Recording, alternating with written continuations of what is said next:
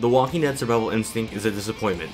Activision got the license to the Walking Dead series, made a bad first-person shooter within a year, threw Daryl and Merle Dixon as characters in the game, and labeled it The Walking Dead, and shipped it off to players. The Walking Dead Survival Instinct takes place in the Walking Dead universe of the TV show, and takes place prior to the events of the actual AMC TV show. The game follows the story of Daryl and Merle Dixon as they travel down to Atlanta, Georgia to escape the Walkers. Starting off with the story, it just feels like it's thrown in together at the very last minute. The ending doesn't really satisfy any conflict because the only conflict there is that there's walkers in the world, and aside from that, there's not really a major conflict to the story. Knowing that this game is a prequel to the Walking Dead series, you know that walkers are still there at the end of the game, and when you actually first experience the ending, you're just gonna be surprised, like, that's it?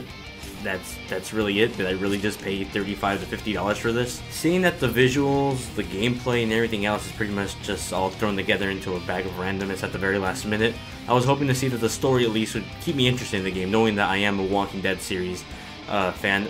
I would at least enjoy the game or some one of the story elements in this game, but nope, they were also just mixed in together into a big ball of crap that was just made by Activision at the very last minute with The Walking Dead labeled right on top of it.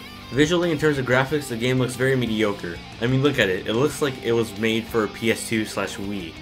Textures look very muddy, and the facial animations of the characters don't even match up with the corresponding voice actors' work. So the lip sync is terribly off and everything just looks really bad.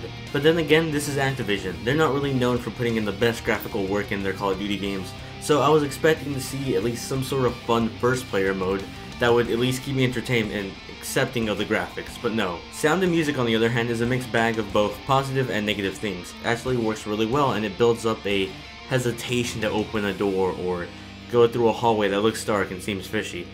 And sometimes it makes it much more scarier than it actually is, and that's really good. But sometimes the music is just really off key. Sometimes there's points where you'll actually hear horror music and there's nothing there. You can actually see that there's nothing there. So it seems just off key or irrelevant to the scene entirely. There's some moments in this game where the gameplay is actually sometimes fun, but those are short periods of time and they're executed very sloppily that is sometimes just very unforgiving. Some animations just look cheaply made. For example, when you're killing a walker with a knife, it takes 4 hits to kill them and then they just fall.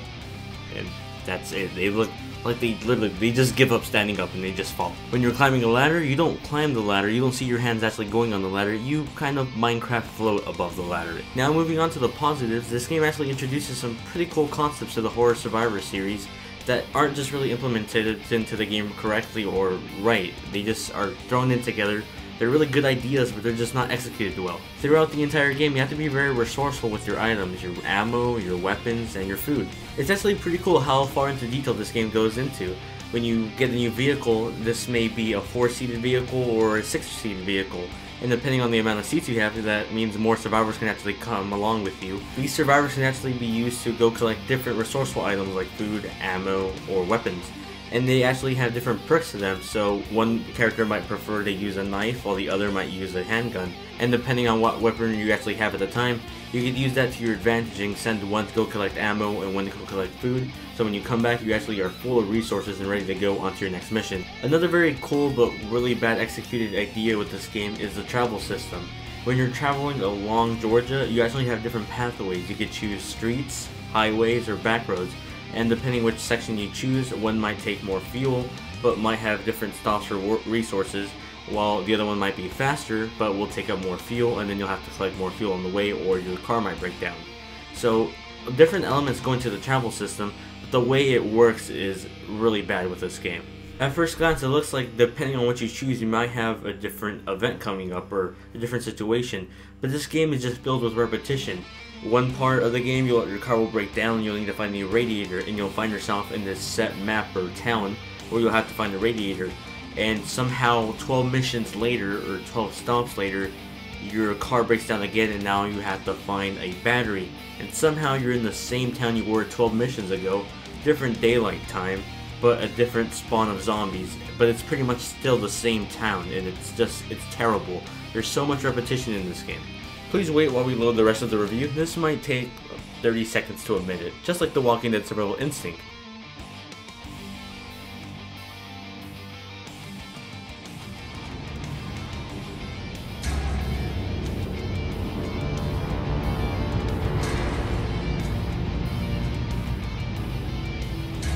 The Walking Dead Survival Instinct just feels very rushed overall. The plot of the story really isn't very climactic at all. There seems like there's no point to the story actually. Gameplay is somewhat broken. It's not unplayable, but it's just badly executed with some great ideas in there. They're just not done well. Had Activision not rushed this game and actually put a little bit more effort into it, this game actually could have been a really great game, but sadly not even the awesome character that is Daryl Dixon could even save this one. For all these reasons and more, I give The Walking Dead Survival Instinct a 4 out of 10. For more on The Walking Dead and everything video games, be sure to keep it locked here at the Gaming Vlog Network, and visit our website at gamingvlog.net.